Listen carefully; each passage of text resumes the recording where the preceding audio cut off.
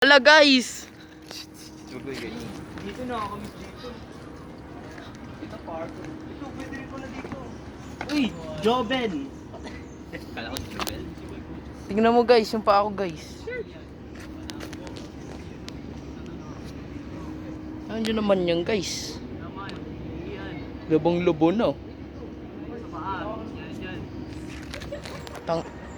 Tingnan naman, nagbablog pa to.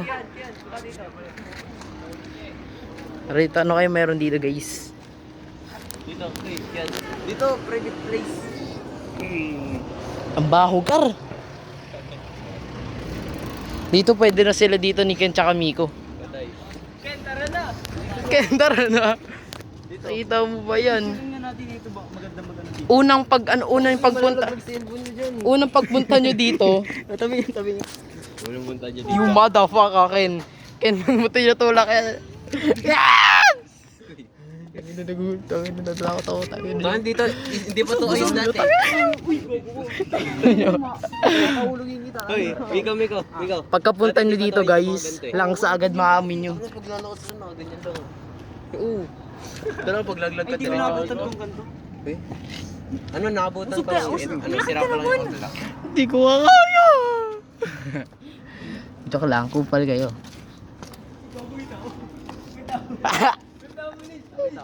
Uy, tangina, huwag ka manulok. Ay, sorry. Ka.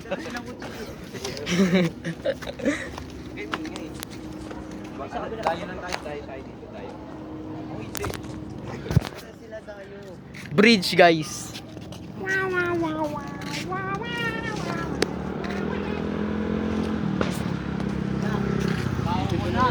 Grabe na yan si Miko, tol. Grabe na yan, tol. Dito pwede na sila magkantutan dito niyan. Oo, akin na no? Oo, ano yun? May staircase pa. Isan? Tarakin. Yung kahoy. Itong kahoy na to, pwede na nilang gawing bahay. Dito. Pwede na kayo magkantutan sa ilalim ng tubig. Ilalim ng tubig. Para yung tabon, labas agad, di ba? Ay, doon. Malawak doon. Sabi lang. Tayo doon. Naka-vlog pa pala. Putik. Wag naman!